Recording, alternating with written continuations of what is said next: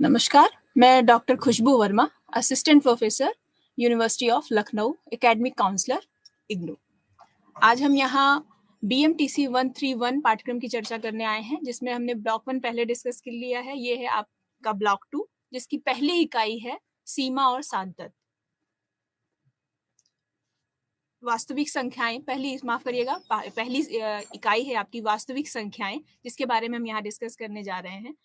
वास्तविक संख्या यहाँ पर सबसे पहले हम वास्तविक संख्याओं के गुणों के बारे में यहाँ पर हम डिस्कस करेंगे कि वास्तविक संख्याएं के गुण क्या हैं, जिसमें से पहली वास्तविक संख्याओं की जो पहला गुण या पहली प्रॉपर्टी होती है वो है क्लोजर प्रॉपर्टी, जिसको हम यहाँ पहले एडिशन पे डिस्कस करेंगे एंड फिर हम इसको सब्सट्रैक्शन और मल्टीप्लिकेशन पर बाद में डिस्कस करेंगे। पहली क्लोजर प्रॉपर्टी, इससे पहले इसको डिस्कस करने से पहले हम ये जान लें कि ये होती क्या है। क्लोजर प्रॉपर्टी का मतलब ये होता है कि अगर हमने वास्तविक संख्या यानी कि रियल नंबर सिस्टम की, यहाँ पर रियल नंबर सेट की अगर हम बात कर रहे हैं, तो अगर रियल नंबर से हमने किसी दो नंबर को हमने लिया, किसी भी दो नंबर को हमने लिया, तो अगर हम उसका ऐड करेंगे, ऐड करने के बाद जो भी हमें रिजल्ट में नंबर मिलेगा वो नंबर उस रियल नंबर में भी दोबारा से ही मिलना चाहिए।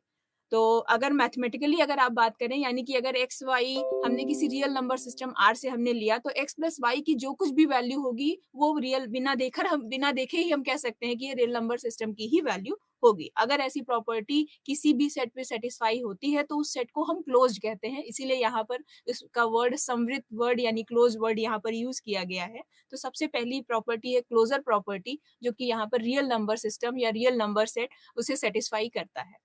जिसका उदाहरण आप यहाँ पर पहले ही देख चुके हैं कि पहला नंबर इन्होंने x लिया, दूसरा नंबर y लिया, और x और y को अगर हम ऐड कर रहे हैं 3 और 5 के रूप में, तो वो हमें यहाँ पर रिजल्ट 8 मिल रहा है। और 8 भी क्या है, एक नेचुरल नंबर है जो कि हमारा रियल नंबर सेट में ही बिलोंग करता है। तो रियल नंबर हमारी क्लोजर प्रॉपर्टी को सेटिस्फाई करता है। नेक्स्ट है आपका एसोसिएटिव प्रॉपर्टी, जिसको हम हिंदी में योग सहचारी नियम भी कहते हैं। इसको प्रदर्शित करने के लिए हमें 3 एलिमेंट की यहाँ पर आवश्यकता है, जैसे कि एक्स वाई जेड यहाँ पर दिखाया गया है। मैथमेटिकली आपको बताया गया है कि X plus Y plus Z और X plus Y and then फिर जेड की वैल्यू जो कुछ भी आएगी वो दोनों ही यहाँ पर इक्वल होगी। तो यहाँ कहने का मतलब यही है कि अगर हमने ब्रैकेट यानी कि 3 नंबर्स को हमने लिए, और अगर पहले 2 नंबर को हम पहले योग करने के बाद तीसरे में योग करते हैं, या फिर आखिरी के 2 नंबर को पहले योग करने के बाद पहले नंबर से उसका योग हम लेते हैं, तो दोनों की वैल्यू हमें यहाँ पर चेंज नहीं होगी। इस प्रॉपर्टी को हम एसोसिएटिव प्रॉपर्टी यानी योग सहचारी नियम भी कहते हैं, जो कि रियल नंबर सेट पर सेटिस्फाई है। नेक्स्ट प्रॉपर्टी क्या है कि आइडेंटिटी। रियल नंबर सिस्टम में आइडेंटिटी क्या है? ये जितनी भी प्रॉपर्टी हम यहाँ पर डिस्कस कर रहे हैं, ये सारी प्रॉपर्टी ये complex number, real number, natural number या इसके जितने भी सबसेट्स होंगे उन सब पे सेटिस्फाई होना चाहिए। हम चेक करते हैं कि कौन सा सेट इसको सेटिस्फाई करता है, कौन सा नहीं करता है। तो हमने कॉम्प्लेक्स नंबर में ये चीजें ऑलरेडी देख रखी है कि additive identity with respect to addition, associative property या फिर क्लोजर प्रॉपर्टी, ये ऑलरेडी वहां पर सेटिस्फाइड है। अब हम उसके सबसेट, क्योंकि कॉम्प्लेक्स नंबर क्या था कि रियल नंबर का सुपर सेट था, अब हम यहाँ पर रियल नंबर सेट की बात कर रहे हैं। ये उसका उप समुच्चय है या सबसेट है, हम कह सकते हैं कि ये इसके एलिमेंट्स इन सारी प्रॉपर्टी को यहाँ पर सेटिस्फाई करते हैं कि नहीं। तो यहाँ पर आती है आइडेंटिटी की बात। तो आइडेंटिटी क्या है, पहले हमें समझना है कि आइडेंटिटी क्या है, तब हम एडिटिव आइडेंटिटी के बारे में बात करेंगे। आइडेंटिटी से मतलब ये है कि अगर हम रियल नंबर से किसी भी पूरे रियल नंबर सिस्टम में से कोई भी एक नंबर पिक करते हैं, उस नंबर में हम ऐसा कौन सा नंबर जोड़ दें या ऐड कर दें कि हमें तो पुनः वही नंबर मिल जाए। यानी अगर सपोज हमने एक जनरलाइज भाषा में अगर हम बात करें कि अगर हमने आर में से एक्स नंबर चूज किया, तो एक्स में ऐसा हम क्या ऐड कर दें कि हमें पुनः एक्स ही मिल जाए। तो उसका सबसे अच्छा एग्जांपल है कि 0 एक आपका यहाँ पर नंबर है, जिसको अगर रियल नंबर में कोई भी नंबर आप rational, irrational, integer, whole number, कोई भी आप नंबर ले, अगर किसी भी नंबर में आप ऐड करते हैं तो आपको रिजल्टेंट वही नंबर पुनः मिल जाएगा। तो आप ऐसा कह सकते हैं कि 0 हमारी एडिटिव आइडेंटिटी है with respect to addition, with respect to real number set. Next, inverse. Inverse क्या है? इनवर्स का भी अपने आप को ही यहाँ पर अपने वर्ड से डिफाइन कर रहा है कि इनवर्स किसी रियल नंबर में क्या होगा।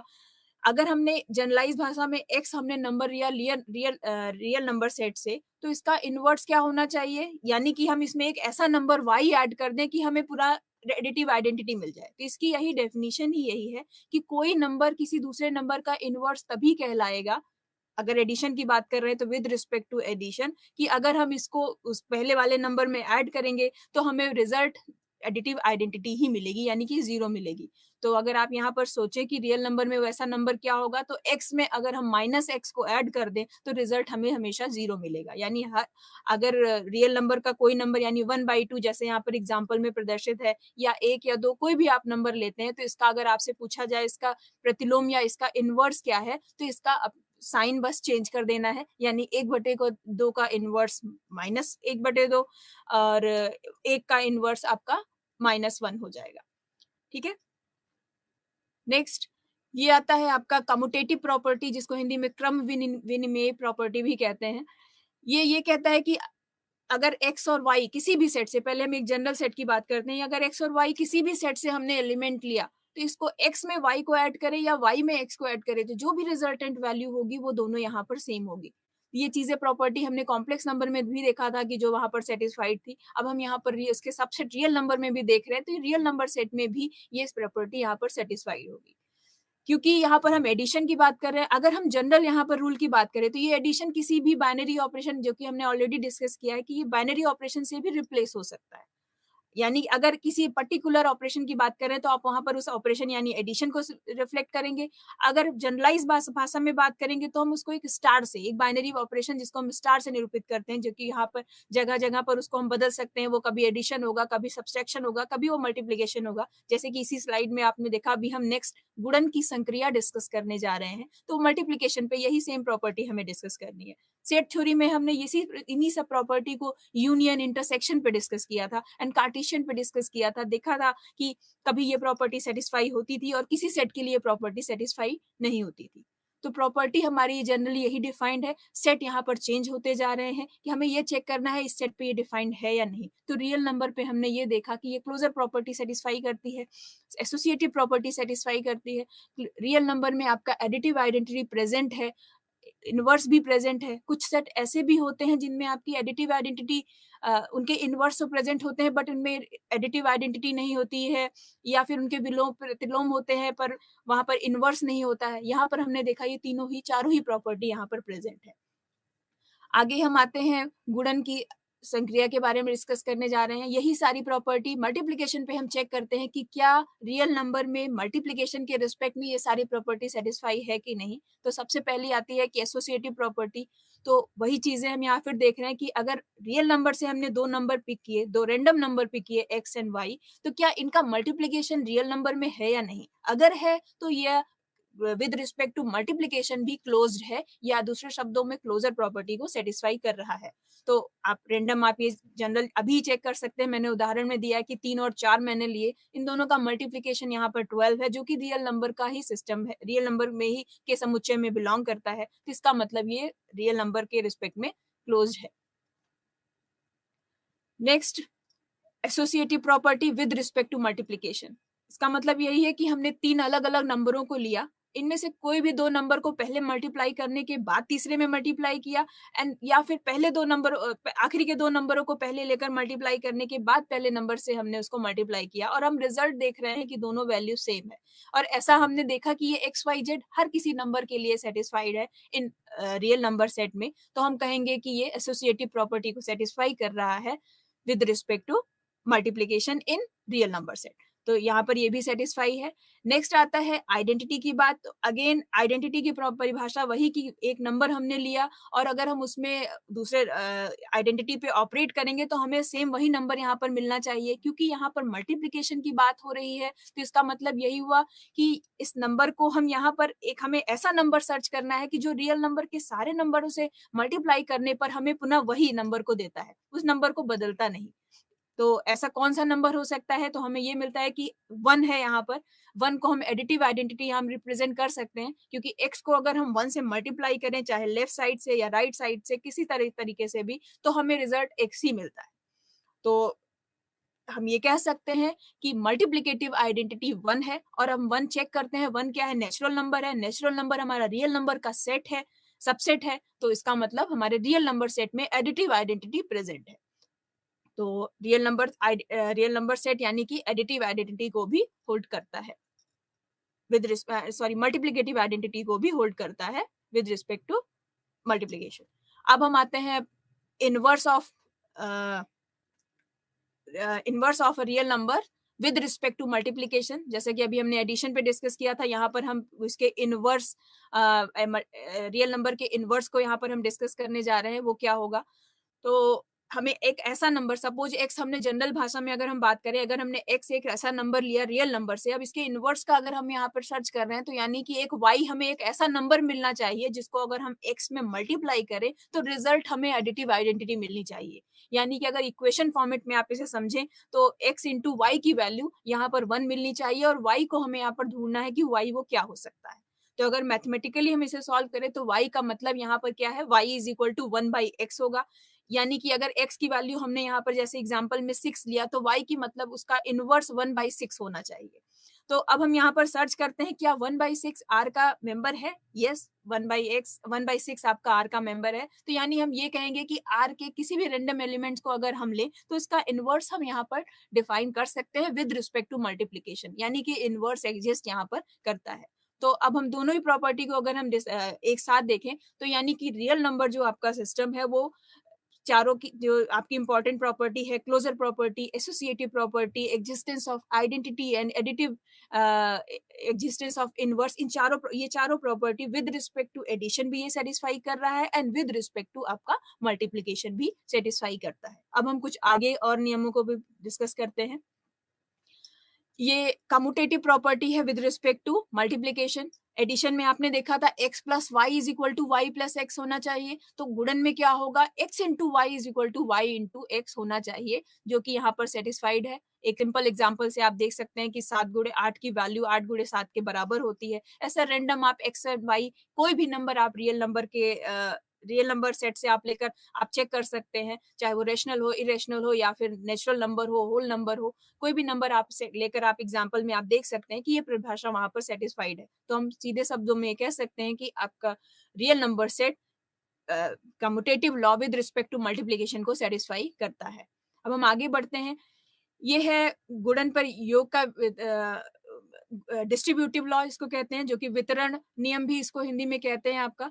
इसको प्रेजेंट करने के लिए भी हमें यहाँ पर जनरली 3 एलिमेंट्स की यहाँ पर जरूरत पड़ती है। सपोज एक्स वाई जेड हमने 3 एलिमेंट लिए रियल नंबर सेट से, तो एक्स यहाँ पर मल्टीप्लीकेशन डिस्ट्रीब्यूटिव एडिशन होता है, जो आपका पहला जो कथन है कि x into y plus z is equal to x into y plus x into z, ये इसको डिफाइन कर रहा है। यानी मल्टीप्लीकेशन अगर हम ब्रैकेट ओपन करेंगे तो एडिशन पे इक्वली डिस्ट्रीब्यूटेड होगा।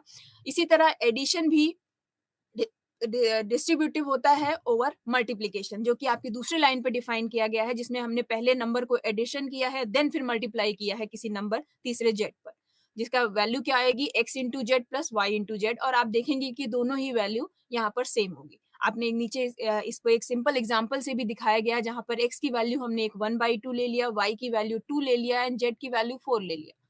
ठीक है, और इनका हमने पहले 1/2 से 2 + 4 पे ऐड करने के बाद मल्टीप्लाई किया है, एंड देन दूसरे वाले एग्जांपल में आप देख रहे हैं कि हमने एक्स वाई जेड की वैल्यू क्रमशः 2, 3 एंड 4 लिया है। हमने पहले 2 एंड 3 को ऐड करके फिर 4 से मल्टीप्लाई किया है, और हम ये देखते हैं, हमने यहाँ एक लाइन रिजल्ट नहीं लिखा है, बट आप देखेंगे कि आपको सेकेंड लाइन में आपकी वैल्यू 20 आ रही है, तो राइट साइड में भी वैल्यू 20 ही आएगी। तो हम कह सकते हैं कि आपका ये रियल नंबर सेट में डिस्ट्रीब्यूटिव लॉ भी सेटिस्फाई होता है with respect to addition and multiplication.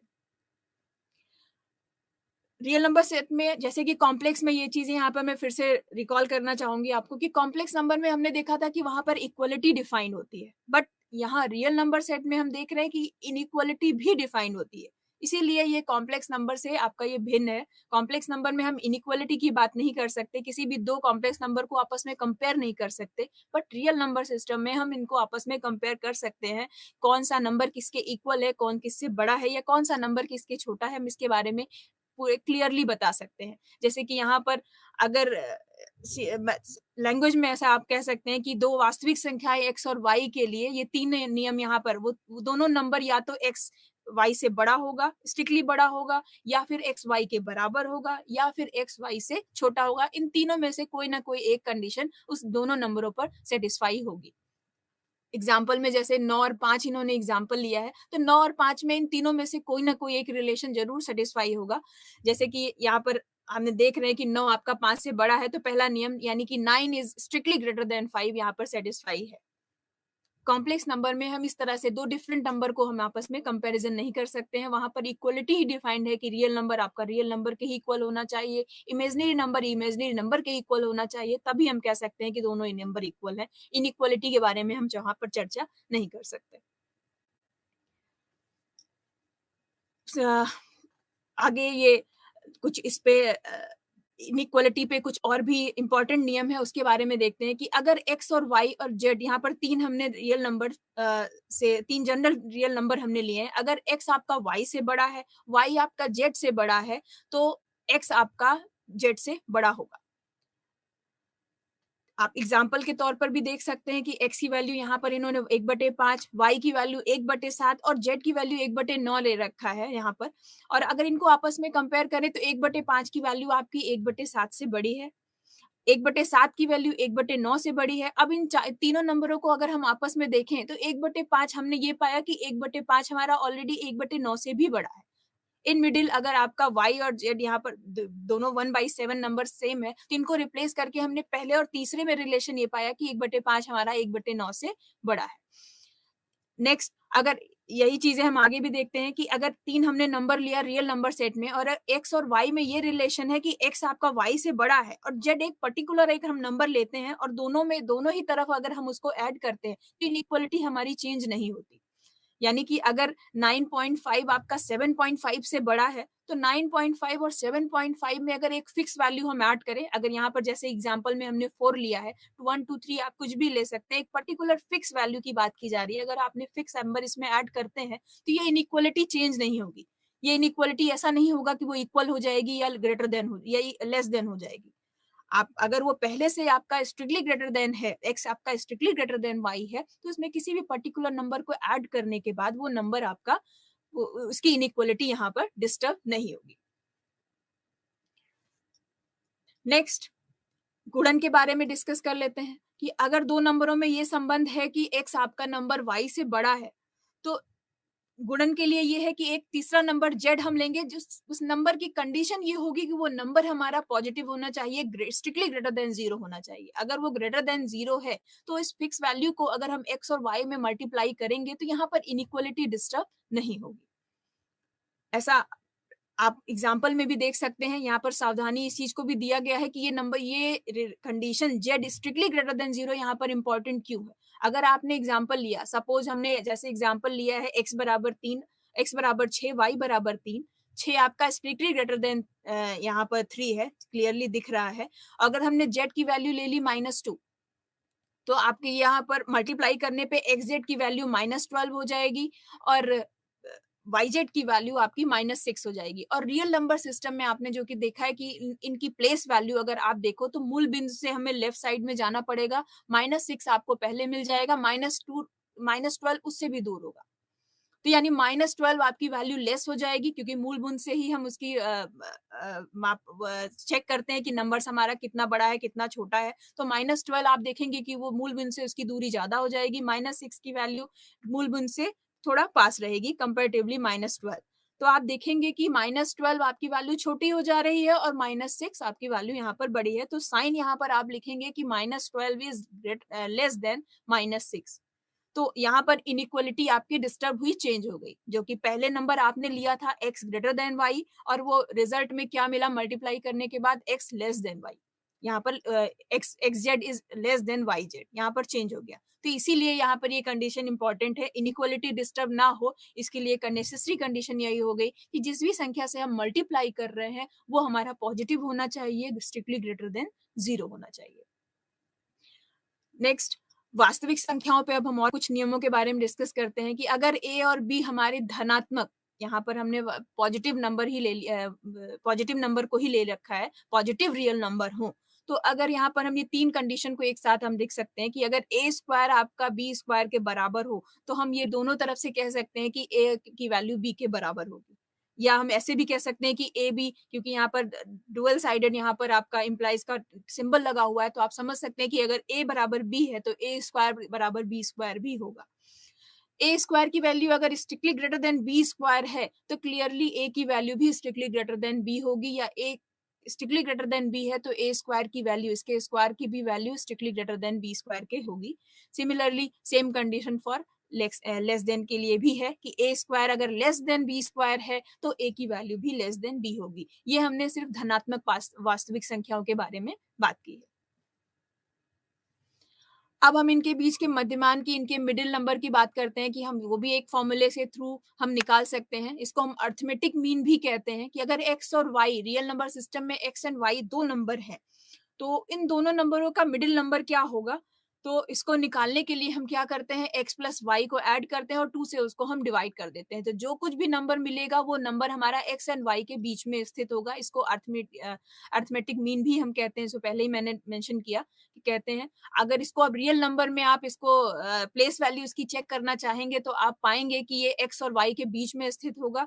Inequality से इसको अगर आपको डिफाइन करना हो तो आप कह सकते हैं कि x is less than x plus y by two, less than x आपका अगर पहले मुझे प्लेस वैल्यू बतानी होगी कि अगर x और y हमने रियल नंबर से दो नंबर लिया है और x आपका लेफ्ट साइड में है, y आपका राइट साइड में है, तो x की value strictly less than x plus y by two, strictly less than y होगी, क्योंकि इन दोनों के नंबर में ये नंबर आपका बीच में लाई करता है। तो ये सिर्फ कहने का मतलब यही है कि ये x से जो भी नंबर मिलेगा ये नंबर x से बड़ा मिलेगा और y से छोटा मिलेगा।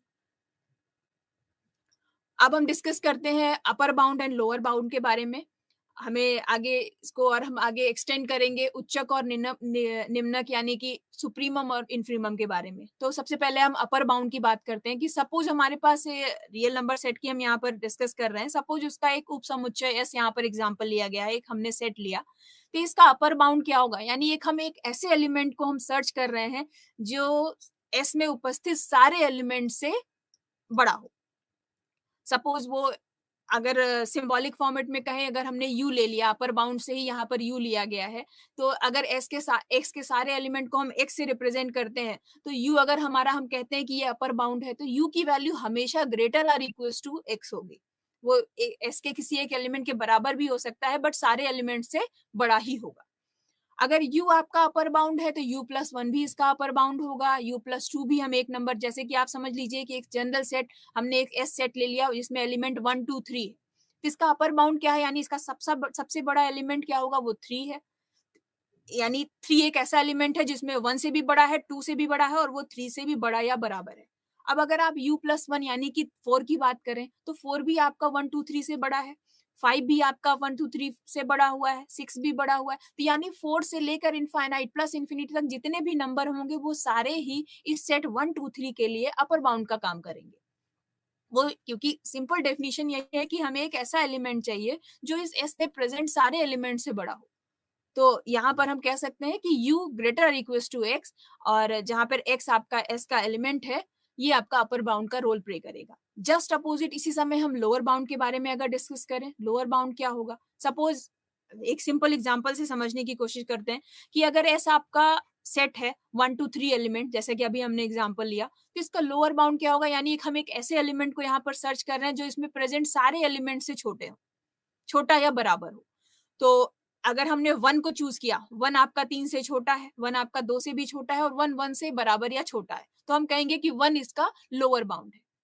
आप अब बात करिए u माइनस वन यानी l माइनस वन, अगर हम लोअर बाउंड को l से रिप्रेजेंट करें तो l माइनस वन यानी कि 0 की बात करें तो 0 भी यहाँ पर आपका लोअर बाउंड का रोल प्ले कर रहा है। 0 आपका 1 से छोटा है, 2 से भी छोटा है, 3 से भी छोटा है, इसी तरह माइनस वन माइनस टू, यानी 1 से लेकर माइनस इन्फिनिटी तक के जितने भी नंबर्स होंगे वो सारे ही यहाँ पर लोअर बाउंड का रोल प्ले करेंगे।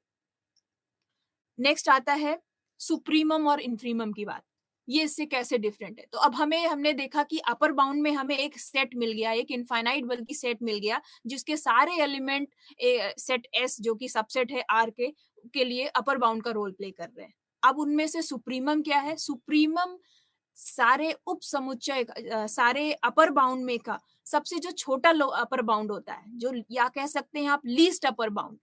जैसे कि अभी हमने 1 2 3 सेट लिया, इसमें 3 से लेकर इनफाइनाइट तक के जितने भी एलिमेंट हैं वो सारे इसके लिए अपर बाउंड का रोल प्ले कर रहे थे। इसका इस 3 4 5 अप टू इनफाइनाइट में सबसे छोटा एलिमेंट कौन सा होगा, वो 3 है। ये 3 यहाँ पर सुप्रीमम का रोल प्ले करेगा, इस जो हमने एग्जांपल सेट लिया 1 2 3 के लिए। यानी जितने भी अपर बाउंड का जो सेट बना उनमें से जो सबसे छोटा अपर बाउंड होगा वो हमारा सुप्रीमम या फिर लीस्ट अपर बाउंड का रोल प्ले करेगा। इसी तरह इन्फीमम को डिस्कस करने के लिए हम लोअर बाउंड के सेट के बारे में डिस्कस करेंगे। लोअर बाउंड में आपने देखा कि आपको कौन से सेट मिले लोअर बाउंड, 1 मिला था, 0 मिला, -1 मिला and up to minus infinity तक एक तो एक इनफाइनाइट सेट मिल गया। तो इनमें से जो सबसे बड़ा लोअर बाउंड होगा, जो कि यहाँ पर 1 रोल प्ले कर रहा था, 1 क्या था आपका, 1 से भी छोटा था, 2 से भी छोटा है और 3 से भी छोटा है। ये सबसे बड़ा लोअर बाउंड है। तो जो सबसे बड़ा सेट, जो लोअर बाउंड का सेट मिलेगा और उसमें जो सबसे बड़ा एलिमेंट होगा वो आपका इन्फीमम का रोल प्ले करेगा। तो ये आपका, आप कह सकते हैं कि ये आपका ग्रेटेस्ट लोअर बाउंड है। तो ये upper bound upper bound, lower bound और सुप्रीमम इन्फीमम में यही रिलेशन है। इसी तरह से हम इसको डिफाइन कर सकते हैं।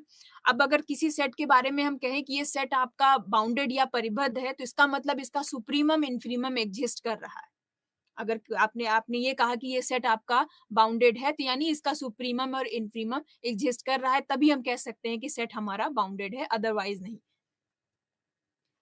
अब हम कुछ वास्तविक रेखा पर, कुछ रियल नंबर सिस्टम पे कुछ स्पेशल गुणों को भी यहाँ पर डिफाइन कर सकते हैं, जिसमें से पहला है आर्किमिडीय गुण। कि सपोज अगर ए और बी रियल नंबर सेट का दो एलिमेंट हैं और रिलेशन इस तरह से है कि बी की वैल्यू स्ट्रिक्टली ग्रेटर देन 0 है, हमने पॉजिटिव नंबर को लिया है, तो वहां पर एक नंबर, नेचुरल नंबर एन जरूर ऐसा प्रेजेंट होगा जिसका, जो इस इनइक्वालिटी को सेटिस्फाई करेगा, यानी कि एन इंटू बी की वैल्यू स्ट्रिक्टली ग्रेटर देन ए होगी। ए और बी यहाँ पर क्या है, वास्तविक नंबर है, और एक नेचुरल, मैंने ये कहा कि एक natural number n, natural number यानी कि नेचुरल नंबर क्या होता है, वो आपका रियल नंबर का सेट, सबसेट होता है, जिसमें 1 2 3 सारे पॉजिटिव नंबर, पूर्णांक नंबर यहाँ पर प्रेजेंट होते हैं। तो एक नेचुरल नंबर जरूर वहां पर एग्जिस्ट करेगा हर एक वास्तविक संख्या ए और बी के लिए, जो इस रिलेशन को सेटिस्फाई करेगा, एन बी जो स्ट्रिक्टली ग्रेटर देन ए हो। एन बी का मतलब ये हुआ कि एन को हमने बी से मल्टीप्लाई किया, जिसको आप एडिशन या जोड़ के फॉर्मेट में इस तरह से दिखा सकते हैं कि बी को हमने n बार ऐड किया है, b plus b up to n times हम इसको ऐड करेंगे, जो कि स्ट्रिक्टली ग्रेटर देन ए से होगा। नेक्स्ट है निरपेक्ष मान, यानी कि मॉडुलस के बारे में, रियल नंबर पे हम मॉडुलस के बारे में हम डिस्कस करने जा रहे हैं कि क्या है। तो एक्चुअली मॉडुलस क्या होता है, मॉडल, अगर रियल नंबर पे आप नंबरों को आपने रिप्रेजेंट किया, सपोज जैसे हमने 5 लिया, -5 लिया, तो 5 की पोजीशन क्या होगी, वो मूल बिंदु से 5 यूनिट राइट साइड होगी। -5 क्या होगा, वो मूल बिंदु से right left side minus left side होगा।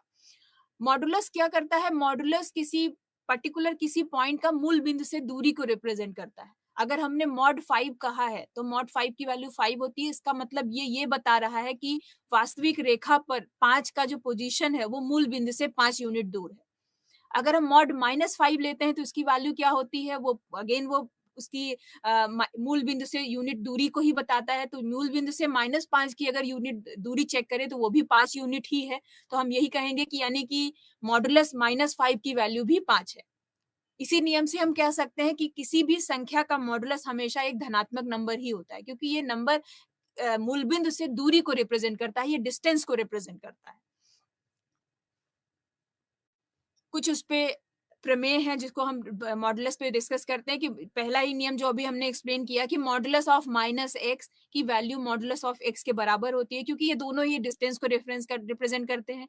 Modulus of x and y, किसी भी दो नंबर को आपस में मल्टीप्लाई करने के बाद मॉडुलस निकालेंगे, फिर उसको मूल बिंदु से उसकी दूरी चेक करेंगे, या फिर उस पर्टिकुलर नंबर का मॉडुलस लेंगे, यानी कि एक पर्टिकुलर जो दोनों नंबर आपने चूज किए हैं, उन दोनों की मूल बिंदु से दूरी अलग अलग निकालने के बाद मल्टीप्लाई करेंगे, दोनों की वैल्यू यहाँ पर सेम होगी। डिवीजन में क्या है कि किसी भी संख्या को पहले हम डिवाइड करने के बाद मॉडुलस लेते हैं, या फिर संख्याओं का मॉडुलस लेने के बाद डिवाइड करते हैं, दोनों की वैल्यू सेम होगी। कंडीशन बस यही है कि आपकी डिवीजन में जो y वैल्यू है वो वैल्यू नॉट इक्वल्स टू 0 होना चाहिए।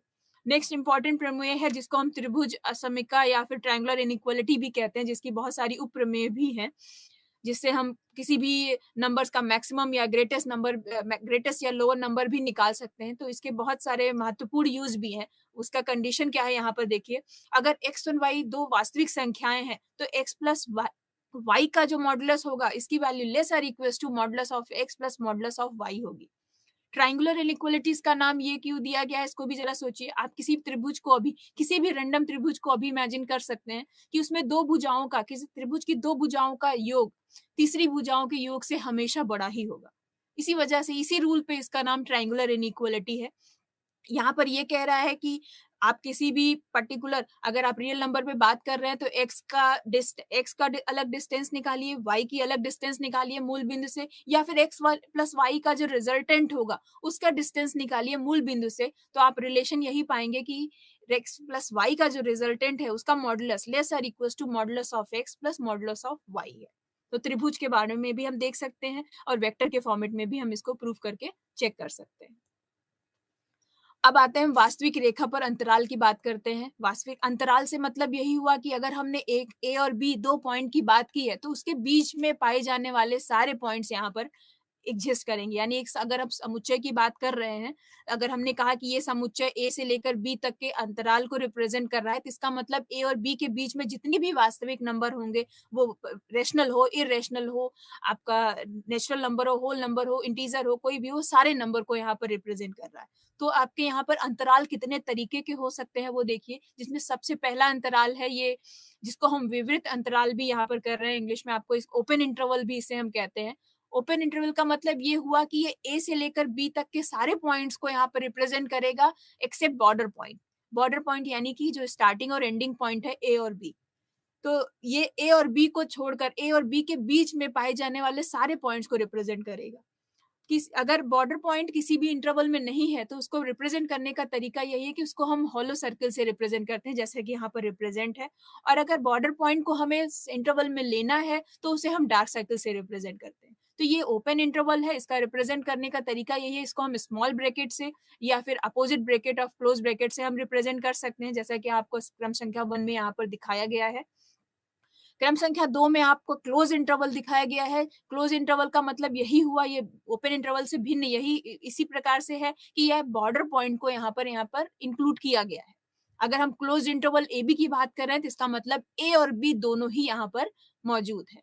नेक्स्ट में है अर्धविवृत, यानी कि हाफ ओपन इंटरवल की बात की जा रही है। हाफ ओपन इंटरवल में यहाँ पर क्रम संख्या 3 में सिंबल गलत दे रखा है, यहाँ पर बी पर उसको क्लोज करके दिखाना चाहिए था। तो इंटरवल का मतलब यही हुआ कि अगर ये लेफ्ट साइड से ओपन है तो इसका मतलब ए यहाँ पर प्रेजेंट नहीं है, राइट साइड से ओपन है तो इसका मतलब यहाँ पर बी प्रेजेंट नहीं है। तो ये थे हमारे ओपन इंटरवल। जो फाइनाइट इंटरवल के बारे में बात की जा रही है, यानी कि आपका लेफ्ट एंड राइट जो भी इसका स्टार्टिंग एंड एंडिंग पॉइंट है वो दोनों यहाँ पर एक फाइनाइट नंबर को रिप्रेजेंट कर रहा है, तो ये आपका इंटरवल फाइनाइट इंटरवल कहलाएगा। इनमें से कोई भी एक चीज अगर इनफाइनाइट हुआ तो इसको हम इनफाइनाइट इंटरवल कहेंगे। तो यहाँ पर जितने भी प्रेजेंट है फाइनाइट इनफाइनाइट हमारे ए और बी के वैल्यू पर रिप्रेजेंट करता है कि ये वैल्यू फाइनाइट है या नहीं। ये सारे सारणी 2 में जितने भी आपको इंटरवल दिखाए जा रहे हैं ये सारे इनफाइनाइट इंटरवल को रिप्रेजेंट कर रहा है। नंबर 1 पे है आपका open interval A to infinite.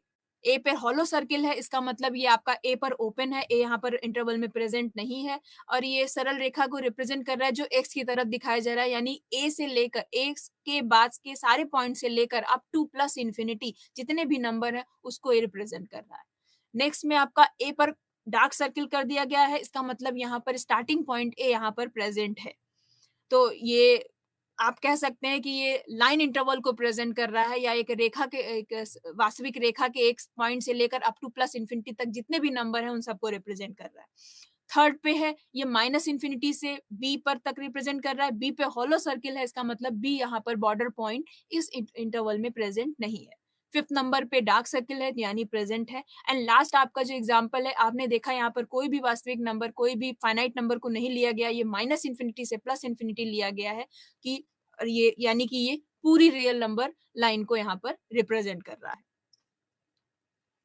क्योंकि हम इनफाइनाइट को बांध नहीं सकते, इनफाइनाइट को हम फिक्स नहीं कर सकते, इसीलिए इनफाइनाइट या प्लस इनफाइनाइट या माइनस इनफाइनाइट हमेशा ही एक ओपन इंटरवल से ही रिप्रेजेंट किया जाता है। इसीलिए यहाँ पर सिंबल आप देखिए स्मॉल ब्रैकेट या अपोजिट ब्रैकेट से रिप्रेजेंट किया गया है। तो ये interval minus infinity two plus infinity को हम ऐसे भी कह सकते हैं कि ये पूरी वास्तविक रेखा है।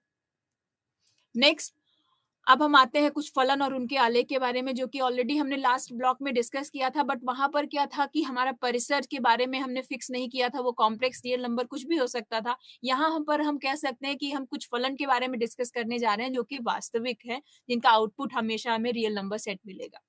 तो नंबर 1 है अधिकतम पूर्णांक फलन, जिसको हम ग्रेटेस्ट इंटीजर फंक्शन भी कहते हैं। इसके बारे में अगर आप देखिए, अगर यहाँ पर जो अगर एक्स एक्सिस आपका इनपुट और y axis function f x को रिप्रेजेंट करे, तो आप अगर यहाँ देख सकते हैं, क्लियरली देख सकते हैं, क्योंकि यहाँ हॉर्लो सर्किल एंड डार्क सर्किल से इसका कॉन्सेप्ट हम समझ चुके हैं कि अगर हमने 0 से लेकर 1 से पहले तक के सारे नंबर के बारे में बात की, सारे नंबर के बारे में बात की, तो इसका इसमें सबसे बड़ा इंटीजर कौन से होगा? एक से पहले 0 ही होगा, तो इसका आउटपुट y पर नंबर 0 ही मिला।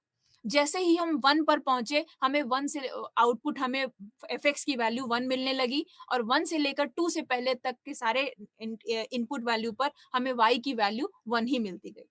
तो आप देख सकते हैं कि ग्रेटेस्ट इंटीजर फंक्शन इस तरह से डिफाइंड है। इंटरवल के फॉर्मेट में इसका आउटपुट मिल रहा है। 0 से 1 तक के लिए आपका आउटपुट सिर्फ 0, 1 से लेकर 2 से पहले तक आउटपुट 1, एंड 2 से क्रमशः 3 के लिए आउटपुट 3।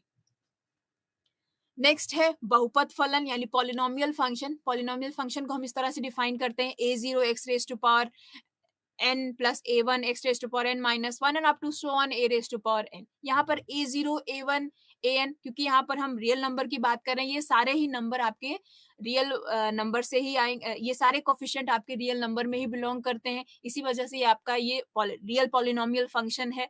यहाँ पर a0 पे डिपेंड करता है कि इस फंक्शन की घात क्या है। अगर a0 की वैल्यू नॉन जीरो है और x की पावर n है, तो हम कहेंगे कि ये n घात का पॉलिनोमियल है, या n घात का आपका ये पॉलिनोमियल फंक्शन है। नेक्स्ट है परिमेय फलन। परिमेय फलन को हम रिप्रेजेंट करने के लिए दो पॉलिनोमियल की फंक्शन की यहाँ पे आवश्यकता होगी। एफ एक्स की वैल्यू आपकी जी एक्स अपॉन के एक्स के बराबर होती है। सिर्फ इसको डिफाइन करने की कंडीशन बस यही है कि यहाँ पर जो डिनोमिनेटर में के एक्स पॉलिनोमियल फंक्शन है, ये 0 नहीं होना चाहिए। तो अगर ये पॉलिनोमियल है तो ये किसी ना किसी रूट पर 0 होगा, तो वो सारे रूट आपके रियल नंबर में अगर नहीं है, या उसको वहां से माइनस कर देंगे, तभी ये फंक्शन हमारा रियल नंबर पे ही डिफाइंड होगा, अदरवाइज नहीं।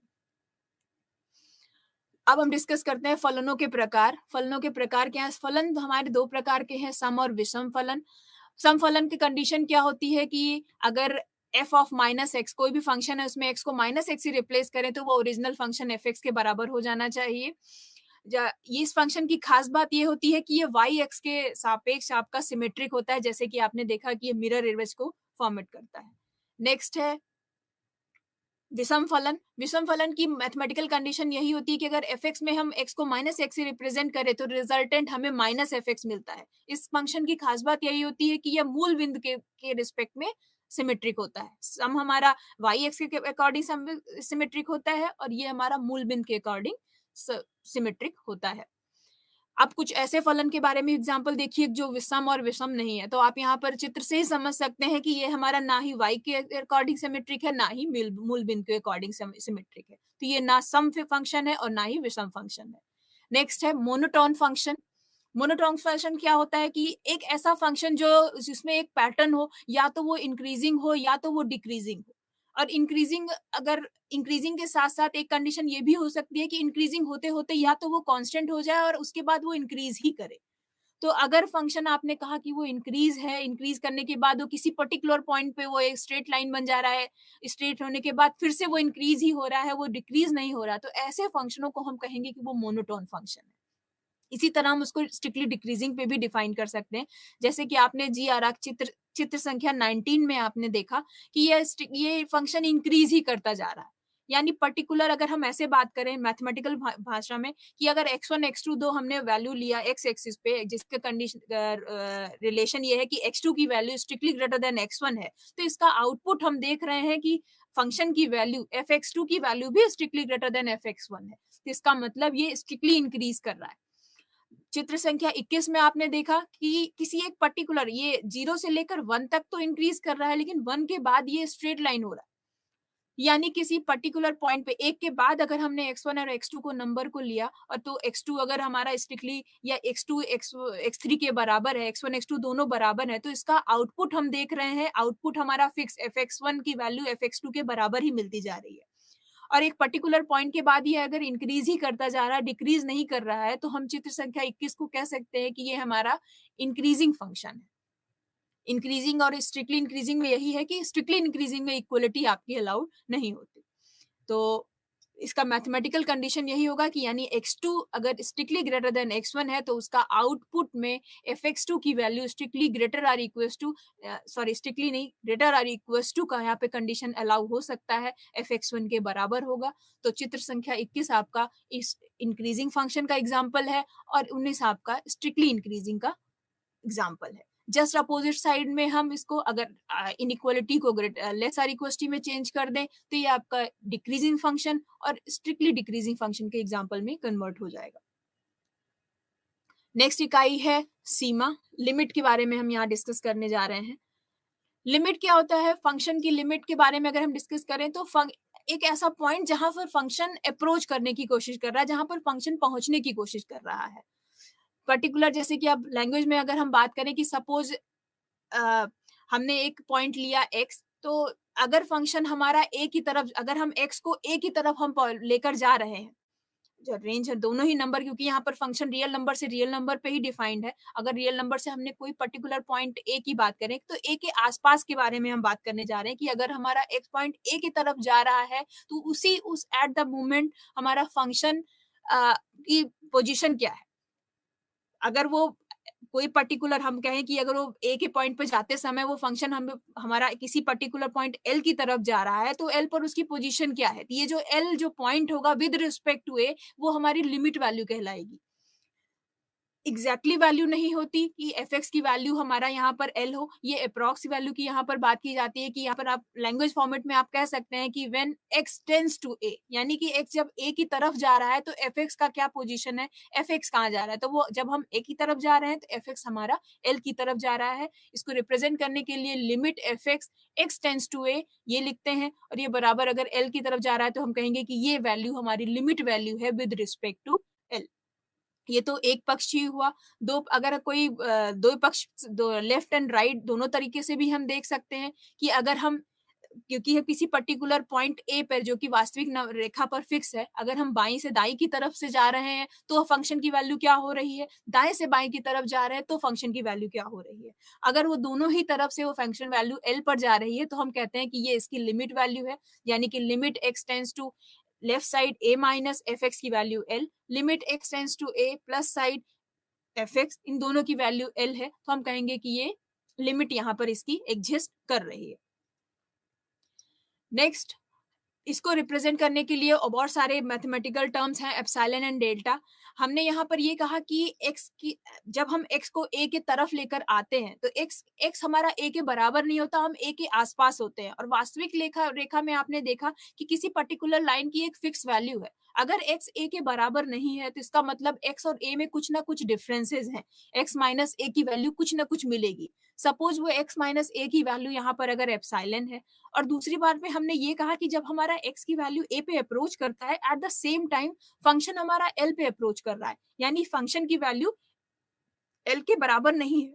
इसका मतलब फंक्शन fx और l के बीच में भी कुछ डिफरेंस है, और अगर वो डिफरेंस fx माइनस l की वैल्यू का डिफरेंस जो भी कुछ है वो हम डेल्टा से रिप्रेजेंट करें तो हम इस लिमिट फंक्शन को, लिमिट वैल्यू को फिर से यहाँ पर डिफाइन कर सकते हैं कि किसी पर्टिकुलर पॉइंट x का a के रिस्पेक्ट में लिमिट वैल्यू l तभी होगी जब modulus of x minus a less than delta हो, at the same time fx minus l का मॉडुलस लेस देन एप्सिलॉन हो।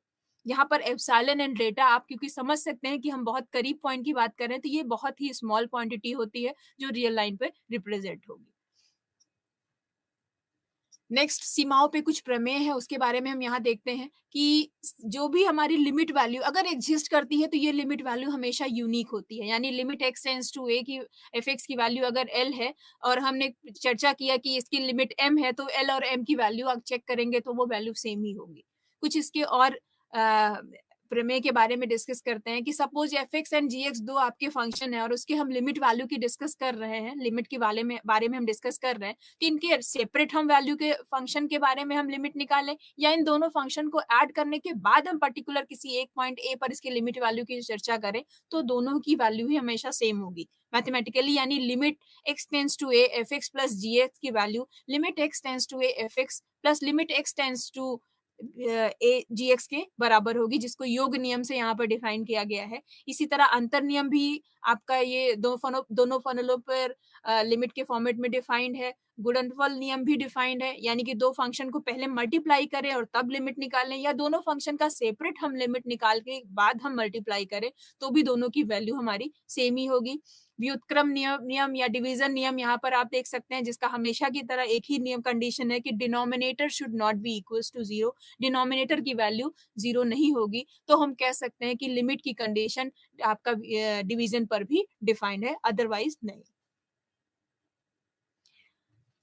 किसी कांस्टेंट वैल्यू की अगर हम किसी फिक्स वैल्यू की अगर हम लिमिट निकालते हैं तो वो वैल्यू अनचेंज होगी, वो वैल्यू चेंज नहीं होगी। अगर जैसे कि के हमने एक रियल लाइन पे एक फिक्स नंबर ले लिया, तो x टेंस टू a करें या कोई भी नंबर ले, उसकी वैल्यू हमेशा के ही फिक्स होगी। किसी पर्टिकुलर किसी डिफरेंट नंबर के पर लिमिट चेक करने पर नंबर चेंज नहीं होगा।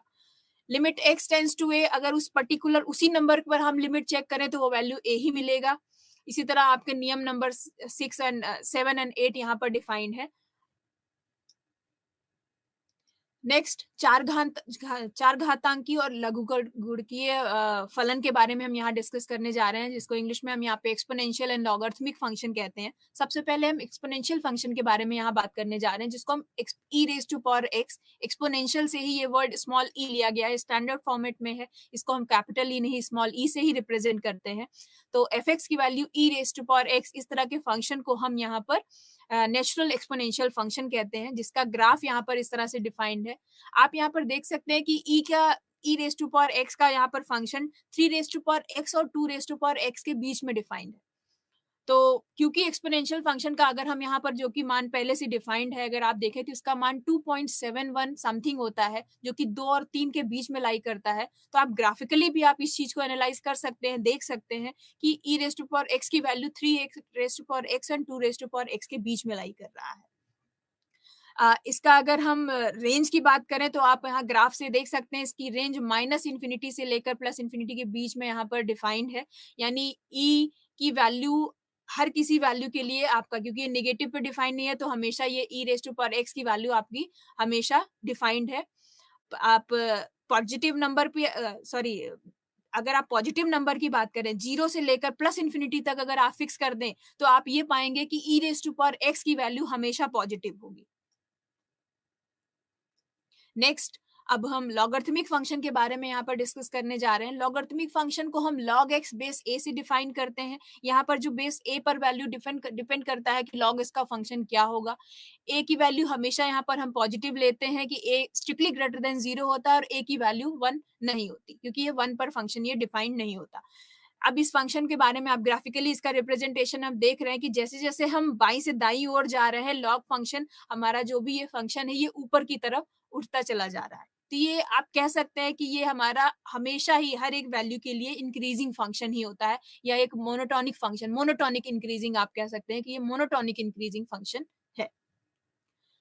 कुछ अलग तरह के आप यहाँ पर फंक्शन को एक साथ देखिए, जहां पर ए की यहाँ पर वैल्यू पर हम डिस्कस कर सकते हैं कि ए की वैल्यू चेंज करने पर फंक्शन का रिप्रेजेंटेशन क्या होगा। यहाँ पर सपोज आप यहाँ पर एक्सपोनेंशियल फंक्शन के बारे में डिस्कस कर रहे हैं, y is equal to a raise to power x हमने यहाँ पर फंक्शन लिया है। अगर a की वैल्यू 0 से 1 के बीच में है, तो आप देख रहे हैं कि 1/10 रेज टू पावर x आपका स्ट्रिक्टली इंक्रीजिंग है, 1/5 रेज टू पावर x उससे नीचे चला गया है, 1/2 रेज टू पावर x उससे भी नीचे चला जा रहा है। धीरे धीरे वो स्ट्रेट लाइन की तरफ बढ़ रहा है। राइट हैंड साइड में आप देखें, प्रथम चतुर्थांश में अगर आप देखें तो a की वैल्यू जैसे जैसे हम बढ़ाते जा रहे हैं 10 रेज टू पावर x, वो हमारा स्ट्रेट लाइन से अपोजिट अपर साइड में वो बढ़ता हुआ चला जा रहा है। तो आप ये कह सकते हैं कि दोनों ही तरफ फंक्शन हमारा इंक्रीजिंग फॉर्मेट में है, स्ट्रिक्टली इंक्रीजिंग फॉर्मेट में है, हम ये कह सकते हैं कि ये फंक्शन जो हमारा घातांकीय फंक्शन है जो यहाँ पर रिप्रेजेंट कर रहा है, जो भी है, ये हमारा मोनोटोनिक इंक्रीजिंग फंक्शन है। जहाँ पे डिफरेंट डिफरेंट 0 से 1 पे अगर हम लेंगे तो वो हमारा जो भी इंक्रीजिंग यानी मैक्सिमम फंक्शन जो भी होगा वो डिक्रीज करेगा, और अगर हम ए से ए की वैल्यू 1 से लेकर प्लस इंफिनिटी तक लेंगे तो ये हमारा जो भी इसका मैक्सिमम वैल्यू होगी या इंक्रीजिंग फंक्शन होगा उसका मैक्सिमम वैल्यू वो हमेशा बढ़ता ही जाएगा। नेक्स्ट, y एक्सपोनेंशियल फंक्शन और लॉगरिथमिक फंक्शन को दोनों हम एक साथ यहाँ पर अगर हम देखें तो दोनों में क्या रिलेशन है, तो हम पाते हैं कि ये y is equal to x रेखा के रिस्पेक्ट में या मूल बिंदु से जाती हुई एक रेखा के रिस्पेक्ट में यह सिमेट्रिक है, एक दूसरे के ये दर्पण प्रतिबिंब है कि ये आप देखें दोनों ही एक दूसरे के अपोजिट डायरेक्शन को रिप्रेजेंट कर रहे हैं। एक आपका जो फंक्शन है वो 1 0 से होकर गुजर रहा है और दूसरा आपका 0 1 से पास हो रहा है। नेक्स्ट है अतिपरवलयिक फलन और उसके प्रतिलोम के बारे में हम यहाँ डिस्कस करने जा रहे हैं। अतिपरवलयिक फलन क्या है? ये आपका एक्सपोनेंशियल फंक्शन के जोड़ और घटाव से ही प्राप्त होने वाले फंक्शन को ही नाम दिया गया है। सबसे पहला अतिपरवलयिक फंक्शन साइन फलन है। यहाँ पर साइन फलन की वैल्यू क्या होती है? e raise to power x minus e raise to power minus x upon 2। तो जो भी अभी आपने एक्सपोनेंशियल फंक्शन डिस्कस किया, इन्हीं के ही योजन से जो भी फंक्शन बनते हैं उन्हीं को ही हम यहाँ पर अतिपरवलयिक फलन के नाम से रिप्रेजेंट कर रहे हैं। इसको रिप्रेजेंट करने के लिए हम इसको क्या एच एक्स हाइपरबोलिक वर्ड यहाँ पर जो यूज कर रहे हैं, इसको रिप्रेजेंट करने के लिए हम स्मॉल एच का यहाँ पर यूज करते हैं। जैसे कि साइन एच एक्स लिखा है, इसको पढ़ने के लिए हम साइन हाइपरबोलिक एक्स कहते हैं। अब इसको आप सिंपल जो त्रिकोणमितीय आपके फंक्शन साइन एक्स और साइन एच एक्स में क्या डिफरेंस होता है वो यहाँ पर आप देखिए कि साइन एक्स में हम क्या लेते हैं, अगर हम एक्स को माइनस एक्स से रिप्लेस कर देते हैं तो साइन एक्स की वैल्यू वहां पर माइनस साइन एक्स हो जाती है।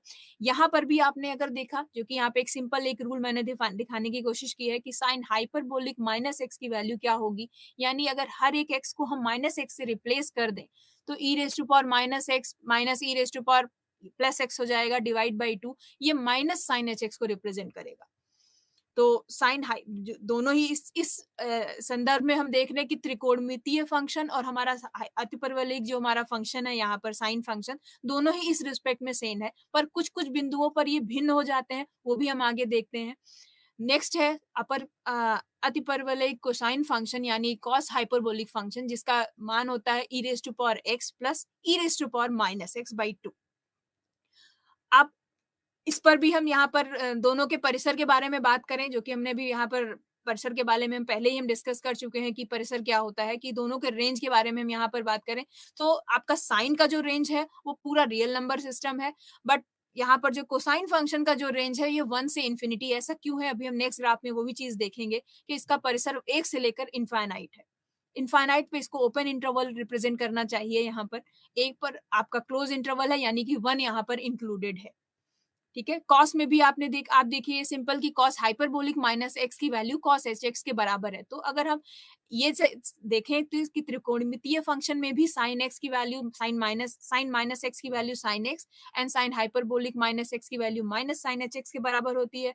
कॉस में भी वो चीजें चेंज यहाँ पर नहीं हुई। ये कुछ ग्राफ है साइन हाइपरबोलिक कॉस हाइपरबोलिक और उसके प्रतिलोम के भी। तो साइन हाइपरबोलिक में आप देख रहे हैं कि ये निरंतर ही इंक्रीज करता चला जा रहा है। स्ट्रिक्टली आप मोनोटोनिक भाषा में आप कहें तो ये मोनोटोनिक स्ट्रिक्टली इंक्रीजिंग ग्राफ है। कॉस हाइपरबोलिक में आपने देखा ये पहले डिक्रीज कर रहा है और फिर इंक्रीज कर रहा है। तो इसका अब हम इनवर्स के बारे में अगर हम चर्चा करें तो आपने पहले ही देख रखा है ग्राफिकली कोई फंक्शन हम इंक्रीजिंग डिक्रीजिंग के रिस्पेक्ट में हम तभी डिस्कस कर सकते हैं अगर वो आपका 1 1 एंड ऑन्टो दोनों। तो यहाँ पर देख रहे हैं कि आपका चित्र संख्या का साइन हाइपरबोलिक फंक्शन को रिप्रेजेंट कर रहा है, ये आपका 1 1 ऑन्टो फंक्शन है। स्ट्रिक्टली इंक्रीजिंग फंक्शन ये आप कह सकते हैं कि ये हमेशा ही आपका 1 1 ऑन्टो फंक्शन होता ही है। आप ऐसे भी बोल सकते हैं आपको लैंग्वेज इंक्रीजिंग एंड डिक्रीजिंग भाषा में। तो इसका व्युत्क्रम यहाँ पर रिप्रेजेंट करता है, जो कि आपने चित्र संख्या 26 में देखा कि साइन हाइपरबोलिक इनवर्स फंक्शन क्या है। यहाँ पर कॉस में हम देख रहे हैं क्योंकि ये इंक्रीजिंग डिक्रीजिंग दोनों है, तो अगर आपको याद हो कि हम वाई एक्स एक्सिस के पैरेलल अगर हमने एक लाइन यहाँ पर ड्रॉ की तो ये कॉस हाइपरबोलिक एक्सिस को 2 बिंदुओं पर कट कर रहा है। 2 बिंदुओं पे कट करने का मतलब ये है कि हमारा ये 1-1 फंक्शन नहीं है। 1-1 फंक्शन नहीं होने की वजह से इनका हम प्रतिलोम डिस्कस नहीं कर सकते। इसका प्रतिलोम डिस्कस करने की का क्योंकि हमें इसके प्रतिलोम की ज़रूरत पड़ेगी, इसका तभी एग्ज़िस्ट कर सकता है अगर इसका परिसर हम फिक्स कर देते हैं जो कि आपका 1 से लेकर प्लस इन्फिनिटी तक हो। तो अगर हमने ऐसा किया तो हम कॉस इनवर्स इसका डिस्कस कर सकते हैं, जो कि यहाँ पर आपने चित्र संख्या 27 में देखा कि कॉस इनवर्स एक्स का आलेख इस तरह से कुछ दिखाई देगा। ये tan hyperbolic x, cot hyperbolic x and cosec hyperbolic x का रिप्रेजेंटेशन है और क्लियरली हम देख सकते हैं कि इनका इनवर्स भी डिस्कस किया जा सकता है एक फिक्स परिसर के रिस्पेक्ट में। अब हम आखिरी इकाई के बारे में डिस्कस करने जा रहे हैं जो कि सातत्य, जिसको हम कॉन्टिन्यूटी के बारे में भी, जिसको हम इंग्लिश में कॉन्टिन्यूटी कहते हैं। इसका क्योंकि अभी हमने अर्लियर यूनिट में हमने लिमिट को डिस्कस किया है, उसी को एक्सटेंशन है यहाँ पर कॉन्टिन्यूटी। लिमिट में हम क्या डिस्कस करते हैं कि उस पर्टिकुलर पॉइंट पर फंक्शन डिफाइंड हो, लिमिट एग्जिस्ट करनी चाहिए, यानी एल की वैल्यू कुछ ना कुछ हमें मिलनी चाहिए, कुछ डिफाइंड हमें मिलना चाहिए। अगर हमने एक लाइन और उसमें फिक्स कर दिया कि उस पर्टिकुलर पॉइंट पर जो एल की वैल्यू है और एफ ए की वैल्यू होगी, अगर हमने एक्स पर एक्स इज इक्वल टू ए पर लिमिट की डिस्कस कर रहे हैं और वो वैल्यू एल मिल रही है लिमिट में, और अगर वही एल की वैल्यू एफ ऑफ ए के बराबर हो जाती है, तो हम कहते हैं कि इस पर्टिकुलर ए पॉइंट पर हमारा जो भी फंक्शन है जो रियल नंबर सेट में डिफाइंड है वो कॉन्टिन्यूअस भी है। तो किसी भी पर्टिकुलर पॉइंट पर फंक्शन के कॉन्टिन्यूअस होने की 3 कंडीशन हो गई। 2 कंडीशन तो आपकी लिमिट पर जो कंडीशन थी वही है, तीसरी आपने एक और ऐड कर दी। क्रमशः हम उसको स्टेप बाय यही देख कह सकते हैं, स्टेप बाय स्टेप, कि एफ एक्स जो है फंक्शन ए पर परिभाषित होना चाहिए, डिफाइंड होना चाहिए। Limit x tends to A, F x का कुछ अस्तित्व होना चाहिए, यानी कुछ एल नंबर मुझे एक मिलना चाहिए, एक वास्तविक नंबर मिलना चाहिए। और ये जो एल की जो वैल्यू होगी, इस एल की वैल्यू अगर हम चेक करें तो इसकी वैल्यू एफ ऑफ ए के बराबर होगी। अगर ये तीनों कंडीशन सेटिस्फाई होती है तो हम कहते हैं कि हमारा फंक्शन ए पर कॉन्टिन्यूअस है, अदरवाइज नहीं।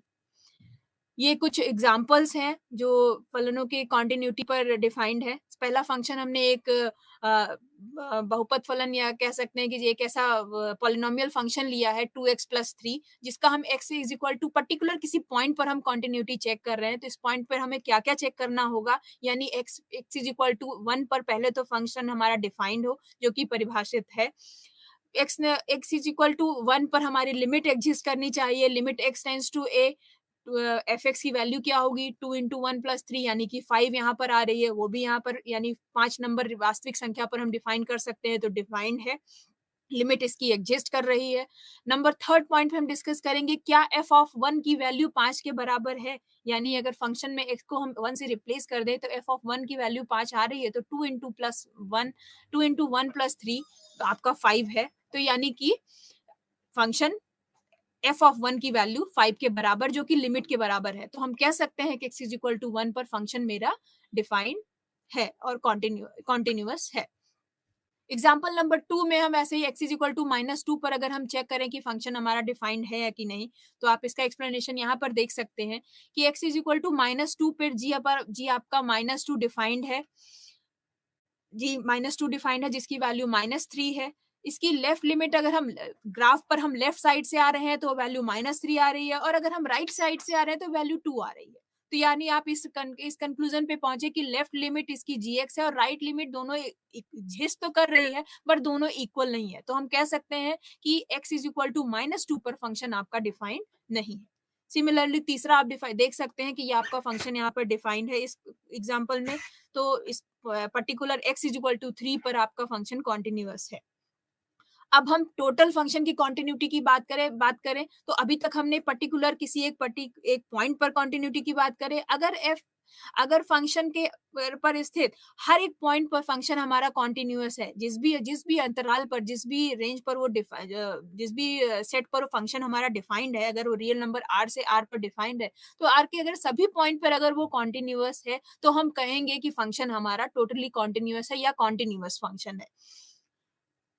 यानी उस फंक्शन पे किसी भी पॉइंट को अगर आप ले तो वो तीनों की तीनों से प्रॉपर्टी यहाँ पर सेटिस्फाई होनी चाहिए, फंक्शन उस पॉइंट पर डिफाइंड होना चाहिए, लिमिट एग्जिस्ट करनी चाहिए, और उस पर्टिकुलर पॉइंट पर फंक्शन की वैल्यू और लिमिट की वैल्यू सेम होनी चाहिए। अब हम कुछ क्योंकि कुछ फंक्शन आपके कॉन्टिन्यूटी को प्रॉपर्टी को सेटिस्फाई नहीं करते हैं, तो वो ऐसे फंक्शनों को कुछ अलग-अलग कैटेगरी में कैटेगराइज़ किया गया है, जिसमें सबसे पहला है फंक्शन जिसको हम रिमूवेबल डिसकंटीन्यूअस फंक्शन कहते हैं। रिमूवेबल डिसकंटीन्यूअस फंक्शन की कंडीशन यही होती है कि ये एक ऐसा फंक्शन होता है जिसमें हमारा लेफ्ट लिमिट भी एग्जिस्ट करती है, राइट लिमिट भी एग्जिस्ट करती है, दोनों की वैल्यू सेम भी होती है, बट उस पर्टिकुलर पॉइंट पर फंक्शन की वैल्यू हमारी सेम नहीं होती है। जैसे कि आपने यहाँ पर hollow circle and dark circle से देखा है। नेक्स्ट है जंप डिसकंटिन्यूटी। जंप डिसकंटिन्यूटी का मतलब यही होता है कि आपकी left limit and right limit equal नहीं होती है। फंक्शन की वैल्यू डिफाइंड होगी, लिमिट वैल्यू भी एग्जिस्ट करेगा, बट लेफ्ट एंड राइट की जो भी लिमिट वैल्यू होगी वो इक्वल नहीं होगी। इस वजह से फंक्शन डिसकंटिन्यूअस होगा।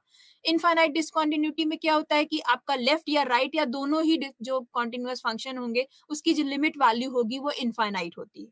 कोई भी एक लिमिट वैल्यू इनफाइनाइट हुई तो हम कहेंगे कि ये आपका इनफाइनाइट डिसकंटिन्यूटी है, यानी कि फंक्शन यहाँ पर डिफाइन नहीं है या एग्जिस्ट नहीं कर रहा है।